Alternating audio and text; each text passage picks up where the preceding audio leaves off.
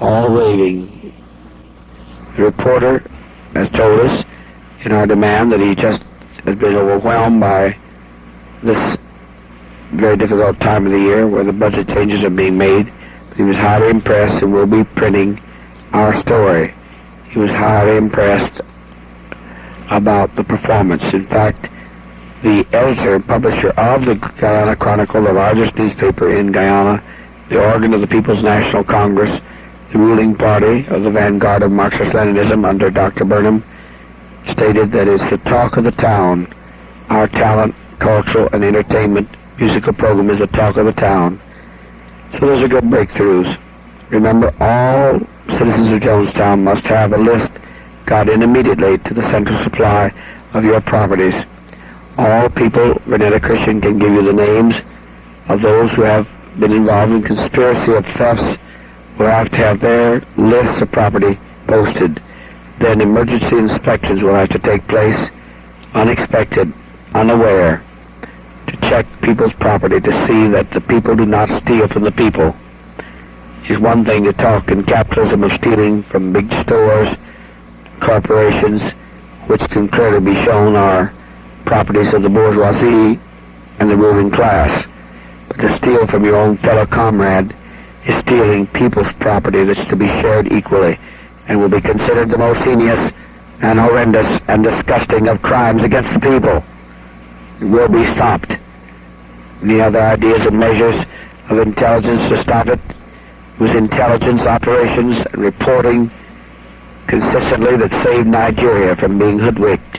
The rich nation in Africa, the richest nation in Africa, black nation that Carter attempted to hoodwink. The only way it was stopped through a strong secret service, intelligence, where people informed on those that were working against the government and against the social order that was protecting the people. Our social order is clearly proven to protect the people, as it did Isaac Edwards, saving his life, willing to put out $25,000, even in spite of my miraculous intervention that made unheard of miraculous breakthroughs. Fractures like that always leave brain damage, blindness, or paralysis, or death. He's been released, perfectly made whole. The same with Rose Shelton. Remember, all sticks, canes are to be utilized by people in their walking and distributed with socialist equanimity and fairness. All fly swatters are to be in use constantly. I want to see everyone. There's not enough being done right now in the town forum and in the rice tents and over in the dining area. Use those fly swatters everywhere you go, where you walk. Swat them on buildings, in restrooms, everywhere. Swat flies. That's the way the communists have defeated flies in certain places, as in China, whose domestic policies are good, though their foreign policies, out of their paranoia and racial chauvinism and fears, have caused them to have a very unacceptable foreign policy. But their war on flies has been magnificent. Step it up. Use your fly swatters. Everyone is required to use your fly swatters, and I will not say more about it. I love you very much. I want to get that across to you. Thank you very much. News will be again midday and mid-evening. Digest the news, because tests are going to be more severe. You are expected to notice and take note of every nation in Africa, the nations in Guyana, our province, what is happening in various provinces, and our commitment as Guyanese and the government to Belize, British Honduras, in its battle for liberation from the fascist Guatemalan regime that's upheld and supported by the corporate ruling class elite of U.S. fascist capitalism, as well as Nicaragua, where the women are on a total hunger strike through the capital. Brave women resisting the oppressive regime of the 44-year-old dictator. 44 years he's dictated with an iron hand over the Nicaraguan people, Somoza. And it's interesting to know that Guyana, as small a nation as it is, has taken firm stands, and guarantees have been given by Guyana to Belize, formerly known as British Honduras. Look it up in Central America. Firm assurance has been given by Guyana to defend the sovereignty of Belize against any intrusion or act of aggression by Guatemala. We need to know all of these spots in the world, every news that I've given.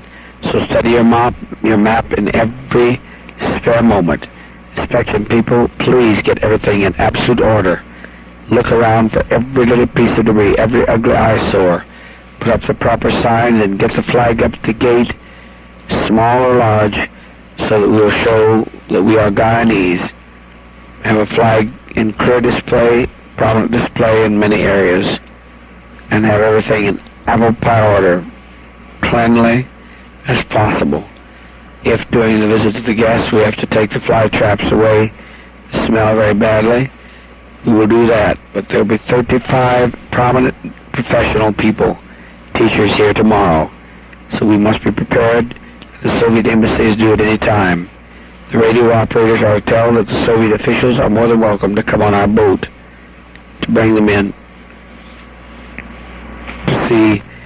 to see the beauty of this lovely land. But tell them, of course, the boat has to leave rather early to get back with the oil. It has to leave Friday or Saturday.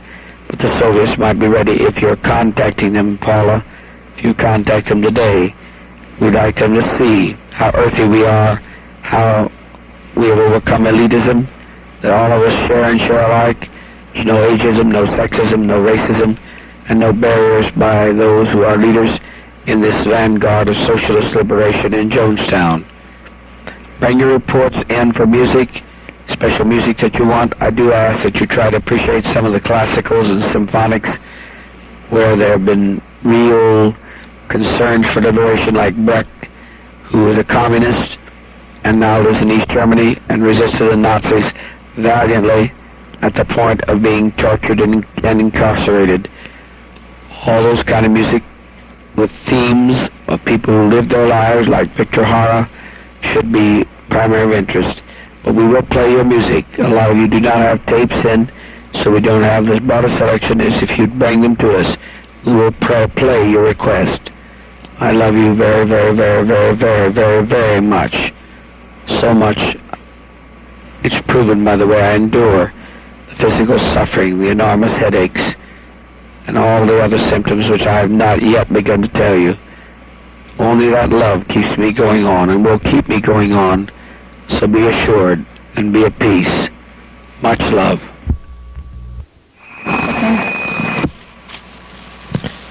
Attention. Attention. Attention. Yesterday, a bus driver kills several passengers and flees. Bus driver, New York, acting on behalf of the ruling class, refused to allow a passenger, really a patient, who was handicapped on the bus because he didn't have money to pay. At that point, when the driver mentioned to him, didn't he think he had more responsibilities to the people than he did the big systems that control everything, all the corporations? The shooting melee began. The driver, Ernst Davis, shot this man, and then another man attempts to come to his defense, and then another shooting took place.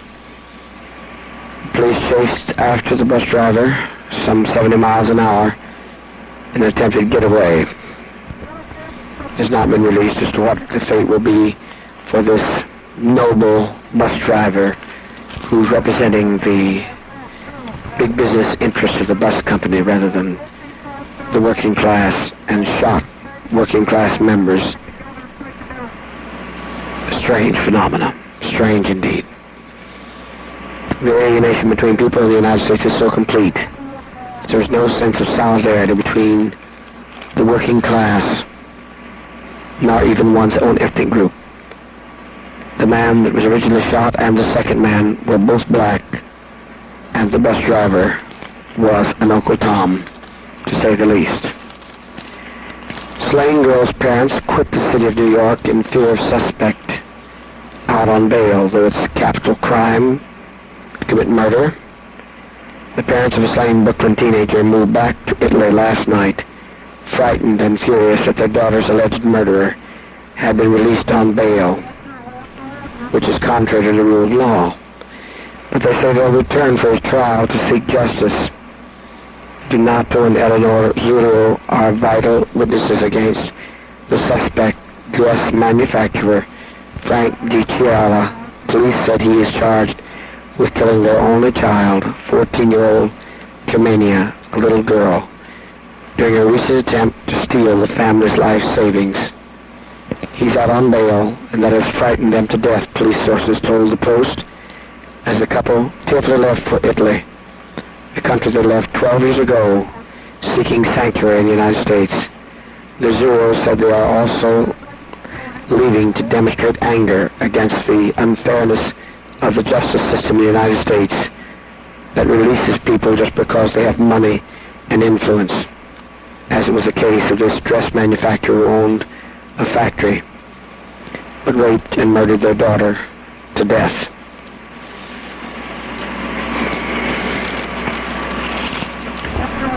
Carter's task to keep the peace with both Israel and Saudi Arabia is becoming increasingly difficult. President Carter, opening 2 days of crucial talks with Israel's foreign minister, is striving to protect two of the U.S. most important special relationships with Israel and with Saudi Arabia. These two countries, with the exception of NATO's Britain and West Germany, are now America's most important allies. Any concession to either one by the Carter administration is now subject to the most profound analysis and eventual objection by either side. If the Saudi Arabians are in any way disturbed, the economic backing that has kept the U.S. dollar from going completely defunct and thus throwing the entire U.S. economy into a state of chaos and world depression. Thus it is essential that the Saudi Arabians not be too nerved by his efforts to carry water on both shoulders. For the Saudis, reluctant and still highly doubtful about Egyptian President Sadat's peace initiative, Israeli withdrawal from all occupied territory they believe will never take place, and indeed Israelis have said it would not. The Israelis have even refused to evacuate the occupied city of Jerusalem, which is fundamental to Arab religious life, Islam or Muslim religion. So Carter, as you know, and Begin, reactionary prime minister of Israel, has indeed broken. They've split on the talks for peace. A deaf mute was being chased. A black deaf mute was chased into a building where he was fatally shot by a large landholding corporate director and owner. Two girls, 10 and 12 years of age, told police they saw a man chasing Cyprian Septimo shortly before he was killed Sunday afternoon last. One girl who said she saw the boy running from the man near his home a few blocks from where he was slain told the Daily News Cipriana seemed terrified of his pursuer. Cipriana was fatally shot to death by the landlord that owned several apartments and commercial dwellings in the Greenwich Street area. He said he felt the youth sickly from 2 heart operations, as well as unable to speak and hear, deaf and mute. Would perhaps look like he might be thinking about trying to rob somebody's apartment, though there was no evidence of that kind. Racism was the blatant charge by all of the civil rights activists in the New York community. The landlord, who has been charged with murder in the first degree, says he fired after Cyprian did not respond to his yells to stop. Of course, Cyprian could not stop because he was unable to hear. He attempted to grunt out sounds unintelligible because he could not talk. He seemed to be trying to make a noise in the most horrifying way, but the gunman, rich landlord, continued to pump 5 bullets into the little lad of 12, going on 13 years of age. Thus is the corruption that we see constantly of racism all around us. It's disgusting. most disgusting, no way to describe it. Health cut has been set for all general hospitals in the New York area. There's much protest to the cutbacks in the Queens hospitals, the Albany hospitals, and the Jamaican hospitals in Richmond Hill. Mary Immaculate Hospital in Jamaica said the governor of New York's proposals would eliminate the citywide ghetto medicine. There will be no medical care for the poor, black, white, Indian, or Puerto Rican. The program, which provides the two hospitals with almost $1,178,000 annually for clinical and emergency care, that is very inadequate at the best, because they have to sometimes wait 2 days in line to receive care, that is, the working poor. Hospital officials warn that New York Governor's Kerry attempt to eliminate this program will cause the death of many marginal patients who earn just enough to put them above the Medicaid eligibility level, but not enough to afford any doctor of any type. They will suffer the most. It will bring about death, disability to these people that number into the few thousands in the New York area of the above-mentioned districts that I gave. The two hospitals are the only ones in all of Queens with this type of program. The busing project is sponsored by the ambulatory care boards of the two hospitals, which log some 170,000 patient visits every 3 months. But those 170,000 patients are now confined to death because there will be no assistance for them to receive emergency treatment, because the new guidelines, mental health, health and welfare, HEW, has been one of our conspirators that has tried to hold back our checks and has held back upwards of $60,000 US in checks we need for this commune badly, desperately, so that we can buy a boat. It's urgently needed for this great project. Due to new standards of welfare and welfare fraud, make even lying to a welfare worker a felony charge. It can put someone in jail for 10 years. Now new marginal lines make it impossible for people who don't have enough money. They make just a little too much to be eligible for Medicaid, but not enough to afford even the cheapest of private doctors in public clinics. This pattern is being followed throughout the nation.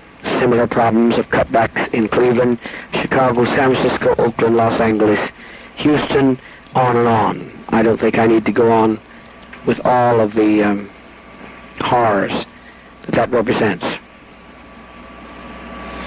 There hasn't been a moment in the last few years when a book on terrorists wouldn't have been timely. This month it was the PLO retaliating against citizens on the Israeli bus. And South Moluccans, these are from the South Seas in the Pacific, holding hostages in Holland or the Netherlands. Look it up on your map of Europe when it's finished. It could have been almost anyone and anywhere else, but what do they really want, and what are they really like? Jan Schreiber, in this study, attempts to answer these questions and to provide a rounded explanation of the roots of modern guerrilla activism, or what prejudiced propagandists call terrorism, an insight into the psychology of the terrorist and guerrilla revolutionaries, and some somber predictions about the future. First, of course, the terrorists want publicity. This is a capitalist rendition in New York Times, so don't pay it too much attention. They want world attention for their grievances and demands. They seize and kill civilians rather than military or political personnel only because they want to frighten and polarize populations. I doubt that. Civilians are just more available. Political situations vary, of course, from country to country, but the Irish Revolutionary Army in Ireland, for instance, knows that when it kills a 5-year-old Protestant child and the Protestant groups retaliate with their own violence, they succeed either through fear or conviction in dividing the population between them and us, thus increasing their power far, far beyond their actual numbers.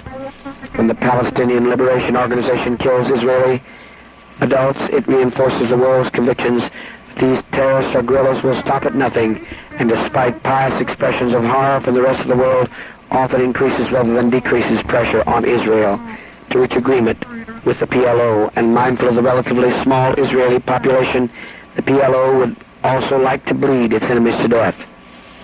Terrorism is not, of course, a new invention concocted by madmen. It is by revolutionaries who are seeking justice for their people.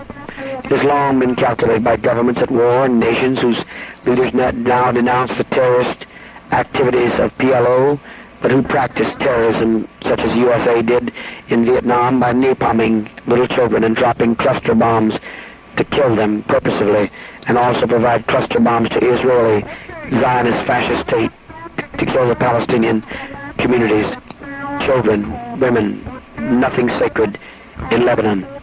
And those terrorists did not hesitate to use those weapons of terror themselves, such as President Truman dropping the atomic bomb that killed some 344,000 in Nagasaki and Hiroshima, Japan. Can terrorism be eliminated or contained? Not likely, if the nations of the world, divided as they are into hostile economic, political, racial, and ethnic blocs, now regularly arm either existent governments or revolutionary movements in other lands as part of their overall strategy. Surely they will continue to harbor, train, arm, and encourage revolutionary activist groups or terrorists as the white propagandists attempt to impose in our minds. Although not all terrorists owe their existence to or are aided by outside forces. And finally, in a world where the now omnipresent television gives instant attention to guerrilla activities or, as the racist capitalist system calls terrorism, there's little ground for optimism. Schreiber, giving a governmental report for the United States on how to control terrorism, is a thoughtful and useful examination of a disturbing world phenomena called The Ultimate Weapon, Terrorist and World Order by Professor Jan Schreiber, Morrow Press. German Film Company has created 11 different German films featuring Adolf Hitler in a positive light. Some 6 of them promised to receive awards at the Berlin Film Festival later on in the year. This is the horror of horrors, that a man can openly kill 7 million people, destroy all people of color, all the Semitics, all the Jews, not only gas them to death, their children, then take their skin and make lampshades and other horror in tortures that was done against the minority people of Germany. And now he is glorified even by the theater and by government. The Nazis have actually elected several members to parliament and several members to city government. Some 7 mayors are now Nazis in the neo-Nazi party that openly adulates Adolf Hitler, fiend, barbarous fiend and dictator. Rupert Murdoch, known for his attacks on all progressive forces in liberalism, the one that started our attack in the New West magazine, led on the attack that destroyed the Black Panthers, encouraged the attack in his open alliance with the Hearst papers, the Examiner, in destroying Synanon, has been after Carter to a sweltering degree. We know that there is an alliance between Rupert Murdoch, New West, and the Examiner, Hearst, right-wing fascist publications, because we have a religious editor of the San Jose Mercury who has offered to expose it if we care to have him come on our project. We are debating how much effect actually his exposure would do, but we've used the threat of the exposure against Hearst and New West, Rupert Murdoch, with some success. They seem to have not carried on all of their evil designs as much as they had intended, because they intended to attack us in the New York paper, Toronto paper, and the London Mirror. And we said we have clear proof of the conspiracy of these media, these newspapers, to do the bidding of the ruling class to destroy people's temple. We saw no more news about the evil enemy of the people, Tim Stone, and his lies about John. Jimmy Carter is tenaciously trying to deflect the ideological attacks, says Rupert Murdoch, of political adversaries. But can anyone rescue him from his deepening entanglement with his friend Bert Lance? They're trying to get him to break away from Bert Lance. Lance was his chief advisor, powerful man in the arena of capitalist representative politics, though presidents really mean nothing in the United States. They're only tools of the ruling monopoly classes. But for some reason, Carter has some involvement or loyalty to Bert Lance, and he still has a diplomatic passport. The crux of the whole matter is that Lance is quite close to Arab financial interest and has been representing them in his firm. And it's quite obvious that Murdoch is playing for the Jewish vote in trying to get Carter destroyed by means of his connections with Bert Lance. For Lance, a newly born Georgian TV commentator, said Rupert Murdoch, heartless, racist, bigoted, fascist, author of the New York Post and New West and several other newspapers from Australia, all over Europe and in England. He said that Lance, the newly born Georgian TV commentator, former banker, amid his many other endeavors, there could remain, of course, a final moment of eminence. He could recite the inside first-person story of how he blunderingly helped engineer the ruin of President Carter and friend in another Watergate. He would not even require David Frost's collaboration. He could grant himself an exclusive interview. We need to make much use of this because Rupert Murdoch even brags about being the one that brought about the firing of the cabinet member, Bert Lance, that was the closest advisor to President Carter. Rupert Murdoch is a menace that needs to be exposed on every front. Anyone in the Jonestown community that can think of ways to do so, we would most welcome it. Indeed, we would most welcome it. Stand by.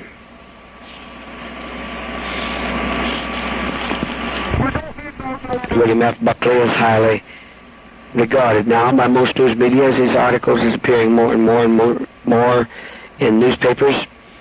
His 16-page melodrama can be reduced to a single sentence. Ronald Reagan is the apex of a number of conservative organizations that are raising money to back very good Republican, conservative, congressional causes all over the country, which Buckley, his apologist, says is a great thing to do.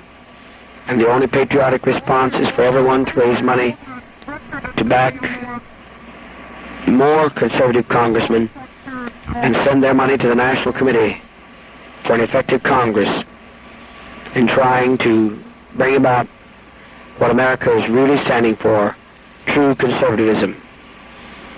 Buckley attacks Senator Charles Mathias, who actually wrote our tremendous exploit of the birth of the twins into the congressional record. Dr. Shack was written into the congressional record and called a modern-day Dr. Schweitzer, the famed African medical missionary. He was called that by Dr. Greenfield, who assisted him in consultation all the way from New York to our beautiful promised land. Rupert Murdoch is a disease, as I said, a disease that we need to watch. He carries the most conservative, reactionary kind of writings. He's a dangerous menace to the public good, and we should be very much aware of his schemes, because his schemes are horrendous to say the least. Continuing the news.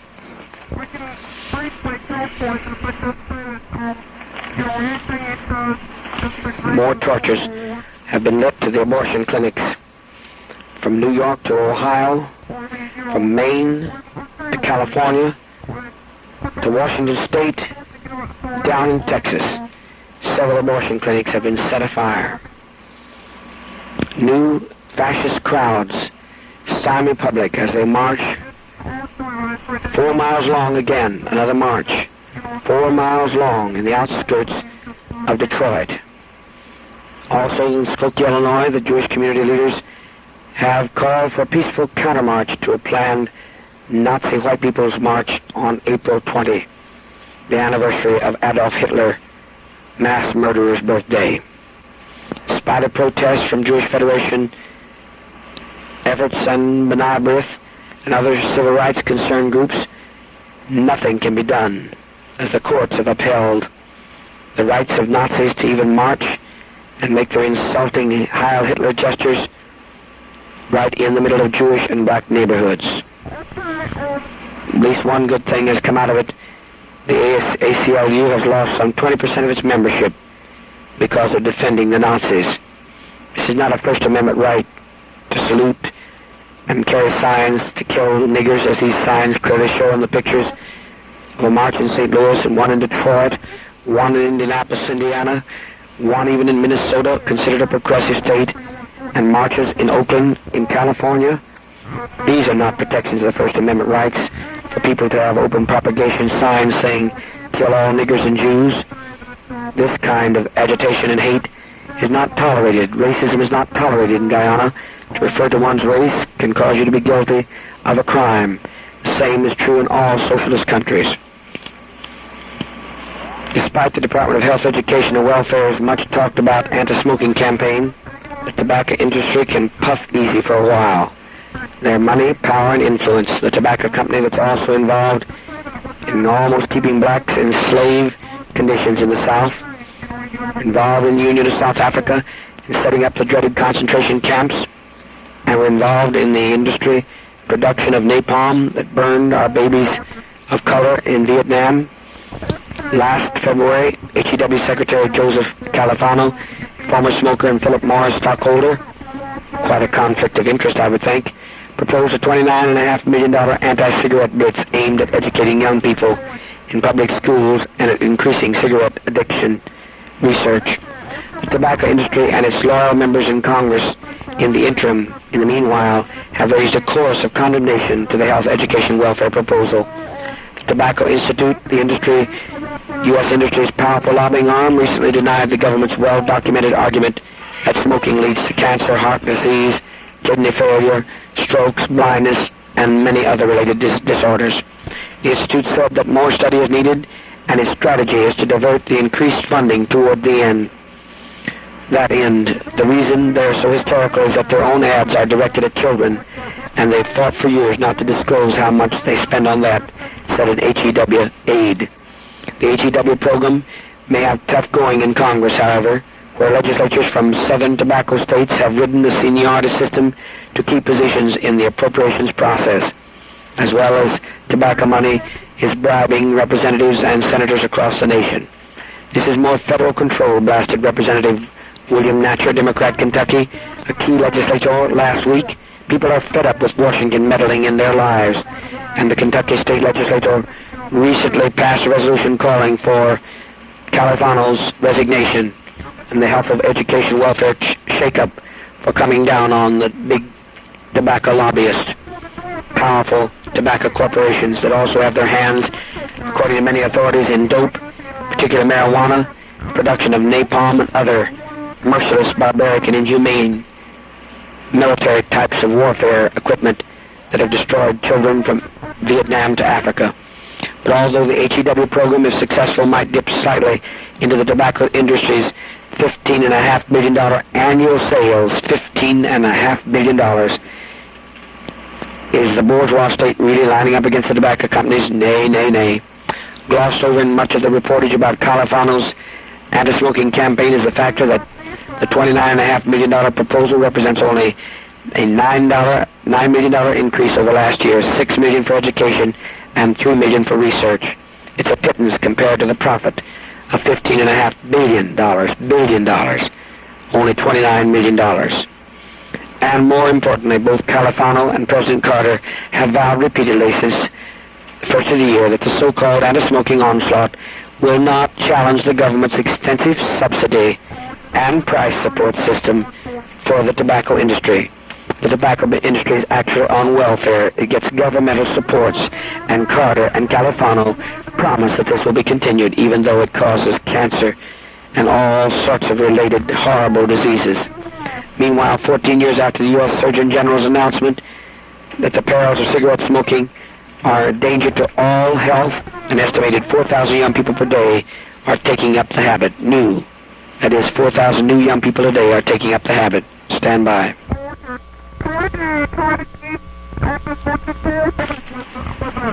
Family farmers are clogging the corporate wheel, and U.S. farm production is in a very sorrowful state of affairs. Thus, Carter is demanding certain aid from the Farm Belt capitalist alliance countries in NATO to assist the USA in the next months ahead, as farm reserves are the lowest in the history of the United States. Coal operators are still practicing a slowdown, though they were given no backing by the AFL-CIO, fascist CIA renegade sellout George Meany. There are still slowdowns going on in many of the mines. Little of their demands were met. They still have to crawl most of the day. They cannot stand up erect. They have to lay on their back to do their work in the mines. What does that matter to the ruling class? They have no concern at all for those who work, who honestly work to save their lives, the lives of the oppressor, so they can make more profit. The U.S. Supreme Court has agreed to review a Pennsylvania law requiring doctors performing abortions to try to bring about a life birth whenever possible. A favorable ruling would seriously jeopardize the right to abortion granted in the High Court's historic 73 decision, and anti-abortion forces will undoubtedly use the opportunity to urge the court to rule on when life begins. If it does so and finds that life begins at the moment of conception, as the reactionaries such as the Catholic Church and the Right of Life Society urge, abortion would again become illegal in all of the United States. Many fear that such will be the result. The Pennsylvania law was enacted in 1974 over the veto of Governor Milton Shapp. It has twice been ruled unconstitutional by a federal appeals panel. The Obstetrical Society of Philadelphia, one of the plaintiffs in the suit challenging the law, argued it would impose a chilling effect upon the constitutionality protected right of the woman in consultation with her physician to terminate a pregnancy during the latter portion of the second trimester. The 1973 Supreme Court decision limited government interference with abortion according to the stage of pregnancy. In the first 12 weeks, the choice is a private matter between a woman and her doctor, and should be. The body of the woman belongs to her. After that, a state may regulate abortions in ways related to the woman's health. In pregnancies longer than 24 to 28 weeks, which obstetricians consider the point of viability, states may regulate abortions to preserve the fetus or the baby, or forbid an abortion not necessary to save a woman's life or health. The Pennsylvania law, however, leaves a determination of viability up to the doctor. If the doctor thinks the fetus could live, the law requires the abortion to be performed by saline injection or other method of induced labor, rather than dilation and curettage or suction, unless it would endanger the woman's life or health. The baby or fetus would then be maintained in an artificial atmosphere until it could live on its own. Wisconsin's illegal operations of sterilization. After disclosure of a 5-year violation of federal moratorium, Wisconsin Medicaid officials were ordered to review the payment plan that they are giving for non-therapeutic sterilization of women under 21. It is estimated that some several thousands of women were sterilized in Madison, Wisconsin alone. This practice is being carried on by HEW and local welfare officials in Chicago, Memphis, Tennessee, Baltimore,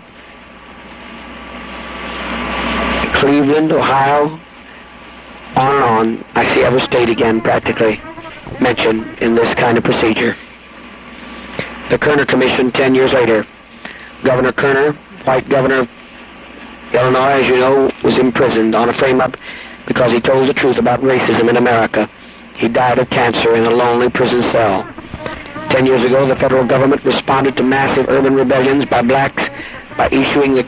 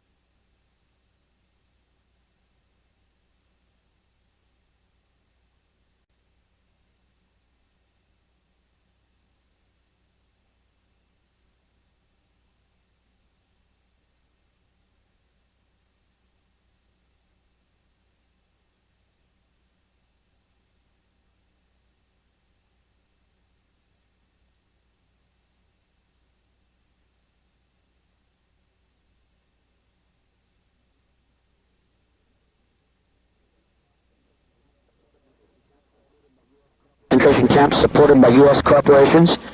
In spite of the fact that they thought TransSky was well in their hand, the so-called hand-picked puppet rebelled against the Union of South Africa and led his state out of the Union of South Africa, even though it's surrounded and landlocked, and they've declared their independence from the dreaded fascist regime.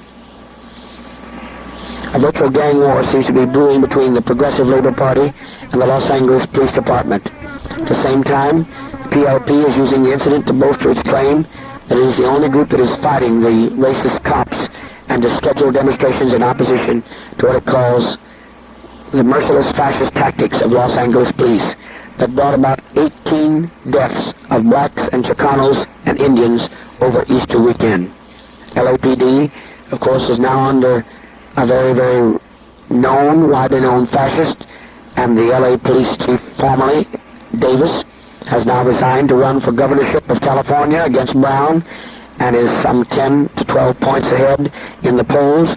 He, again, is one of those that's calling for gallows so that people can use lynch mob rule to avenge themselves from crime. Just an excuse to commit racist acts against the poor, against we who are black and brown. This is the terrible danger, the terrible danger. The revisionist Communist Party has shifted its position on the Equal Rights Amendment. Until recently, the Communist Party argued that ERA would gut protective labor legislation for women and destroy affirmative action programs. But the party found itself increasingly isolated from the women's movement and embarrassed by its position. It is now offering backhand support, although it has not openly announced or criticized its former stance. The Communist Party, or I should say the revisionist Communist Party, was formerly following the Peking line, but it broke away a few days ago and now is more a supporter of Albania's point of view. Of course, this paper is not for the revisionist communist line and obviously puts the Albanian-led party, the Communist Party, or CPR, in a bad light. In an article in March issue of Political Affairs, the Communist Party of China, formerly of China, which broke away from China's allegiance now, his theoretical journal, an article entitled "The ERA, New Trends, New Developments," states that there are new factors which make it possible for the Communist Party revised to support the Equal Rights Amendment that the women are seeking to get passed, but looks not very encouraging throughout the USA. An attempt to crush apartheid sports, the worldwide movement against South Africa's concentration camps. That's at the tip of South Africa. Find it. You know every nation on that map because you will be tested. You have to know all these areas of world change, essential to knowledge. Without knowledge, there cannot come socialist sensitivity. One cannot be sensitive, one cannot be loyal to one another in a state of ignorance. So we are demanding, as a town forum and a participatory democracy as we are, and through the office that is the final representative of the will of the people, that all people must know world events, news, and you'll be tested far, far, far more thoroughly than ever before. Anyway, the worldwide movement against South Africa's racist apartheid, racial separated sports system is rapidly gaining ground. Protests have taken place all over the years throughout, particularly the nations of Greece, Italy, Spain, all of the African nations, Asian nations, and the Soviet Alliance and the Warsaw Pact. Even New Zealand is being forced to take some stand against having Union of South Africa in the play sports in their nation. Canada, as you know, was forced to take a stand because of the brave Quebec province, that voted for self-rule and actually a separate state. Quebec has been taking a decisive position for third world liberation, and furthermore an adamant position that all trade and commerce be broken with the dreaded fascist apartheid regime upheld by U.S. monopoly capitalist corporations. This is a brave stand for the French-speaking people of Canada in its easternmost province.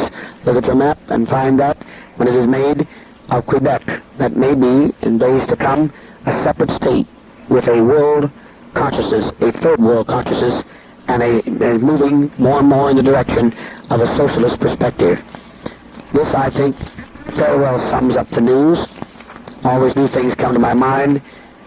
Juvenile crime is on the increase in all cities of USA by some 67%, according to the FBI.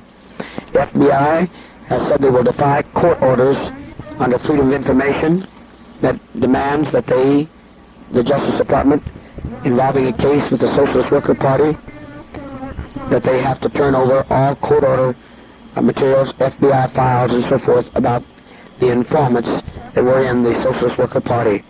The FBI has given a fair indication of reactionary backing to such a degree that they're going to defy this court order, was a statement of the FBI office.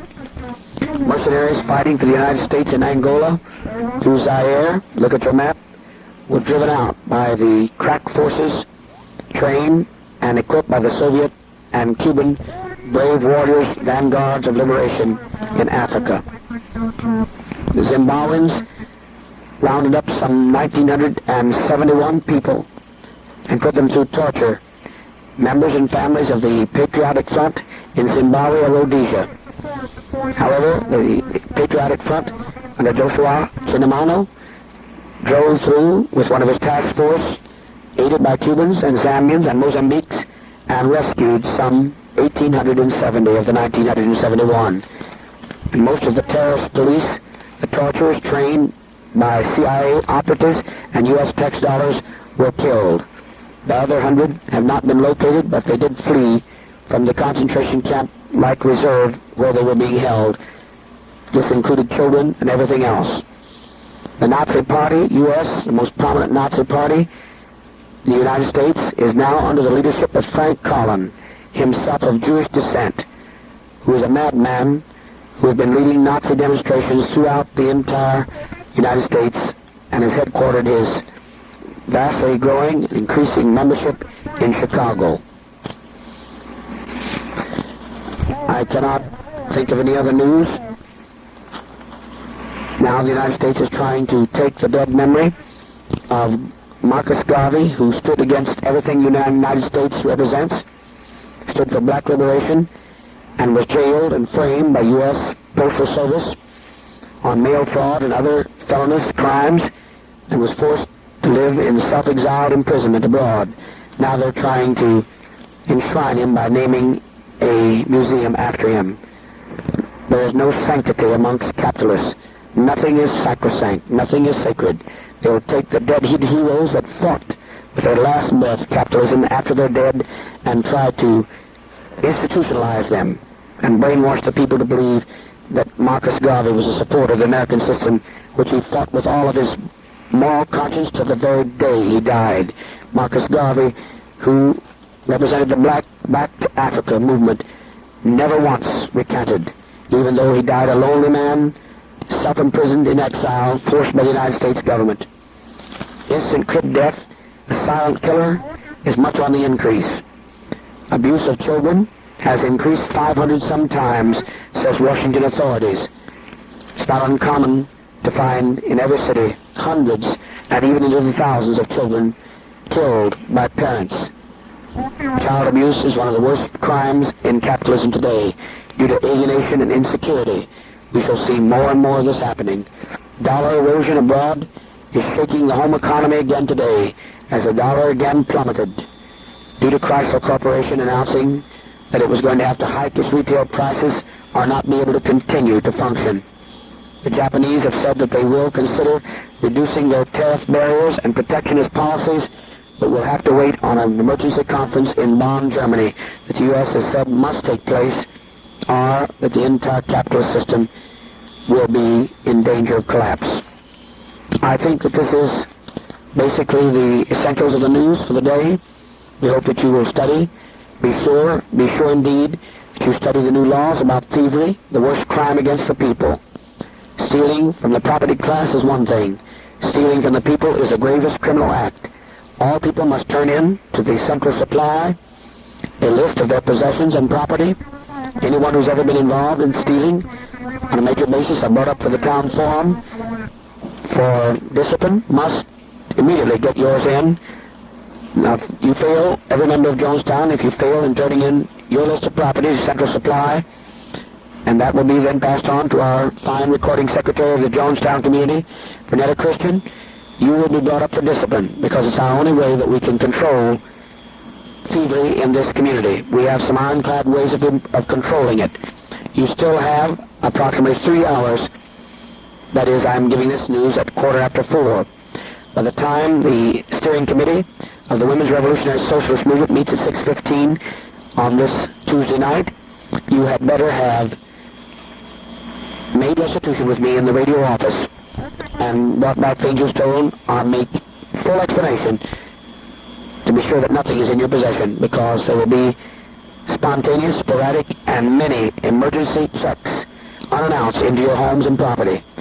So be sure you take advantage of this amnesty if you return things now before the 6:15 hour of the steering committee of the Women's Revolutionary Socialist Movement, required by all women to attend the main meeting at 7 o'clock. All women must attend to be able to combat chauvinism and gain your own emancipation. Then thereafter is steering committee, central committee for the entire Jonestown community. And of course the movie will be shown. Children of the Dam, we have very little much more time to observe it. And the Day of the Jackal. It should become of important interest, and all schools are to instruct the meaning of the Children of the Damned, which carries a high moral message, as well as revolutionary sentiments are carried in the Day of the Jackal. Thank you very much. Give music now that people would like, because I do want to give my children their diversified taste and taste of music.